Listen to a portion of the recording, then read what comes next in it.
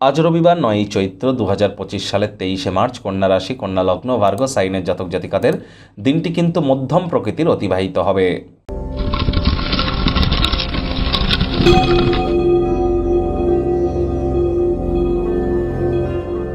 ভিডিওটির শুরুতেই আপনারা দেখতে পাচ্ছেন সূর্যগ্রহের প্রণাম মন্ত্র ওম জবা কুসুম শঙ্কাশং কাশ্যপ্যাং মহাদুতিম ধান্তারিং সর্বপাপগ্নং প্রণতহস্মি দিবাকারম।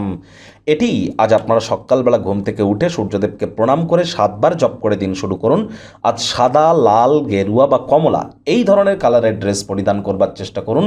পিতা যদি বেঁচে থাকেন তাহলে পিতার পায়ে হাত দিয়ে প্রণাম করুন, পিতার পদসেবা করুন, পিতার কোনো কাজে আসুন। এটি আপনাদেরকে সূর্যের মজবুতি বৃদ্ধি করতে সাহায্য করবে। যারা সরকারি চাকরি প্রাপ্তি করতে চান, সরকারি চাকরি পেতে চান, সরকার পক্ষে অবস্থান করতে চান, রাজনীতিবিদ আছেন, পলিটিশিয়ান আছেন, নেতা বা নেত্রী আপনারা এমএলএ এমপিস বা নেতামন্ত্রী আছেন, অথবা যারা প্রাইভেট সেক্টরে অ্যাডমিন লেভেলে কাজ করছেন, লিডারশিপ কোয়ালিটিস যাদের ক্ষেত্রে গুরুত্বপূর্ণ, ম্যানেজমেন্ট স্কিল, রেপুটেশন, তাদের ক্ষেত্রে কিন্তু সূর্যের মজবুতি অত্যাবশ্যক। আজ অবশ্যই আপনারা সূর্য প্রণাম করুন এবং সকালবেলা 7টার আগে সূর্যের আলো আপনারা অন্তত আধ ঘন্টা গায়ে লাগান। এটিও আপনাদের শরীরে ভিটামিনের মাত্রাকে বৃদ্ধি করতে সাহায্য করবে। ভাগ্যমিটার আজ আপনাদের বলছে 5/10 ভাগ্য আপনাদের অনুকূলেই থাকবে। সুতরাং বুঝতেই পাচ্ছেন দিনটি কিন্তু চড়াই উতরাইয়ের মধ্য দিয়েই অতিবাহিত হবে। কোনো প্রকার নেগেটিভ বা নেতিবাচক কথাবার্তা বলতে কিন্তু আমাদেরও ভালো লাগে না। তবে গ্রহ নক্ষত্রের হেরফের অনুযায়ী ইন জেনারেল ডেলি প্রেডিকশন আমরা প্রস্তুত করে থাকি। যাদের চন্দ্র রাশি কন্যা, এই গণনা তাদেরই কিন্তু অধিকাংশ ক্ষেত্রে খাটবে, আর যাদের কন্যা লগ্ন তাদের কিন্তু আংশিক খাটতে চলেছে। আজ কায়িক পরিশ্রম হলেও শরীর মনে সতেজতা এবং তরতাজাই আপনারা অনুভব করবেন।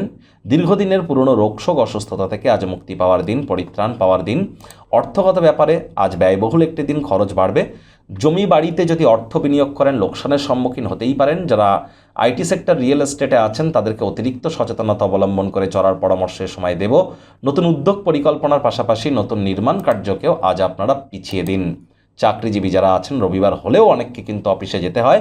বস কলিগদের সাথে ভাব ভালোবাসা বাড়বে, কর্মে গতি অনুভব করবেন। নিজের মেধা, দক্ষতা, ট্যালেন্টের দৌলতে প্রশংসার পাত্রপাত্রীও কিন্তু আপনারা হতে চলেছেন।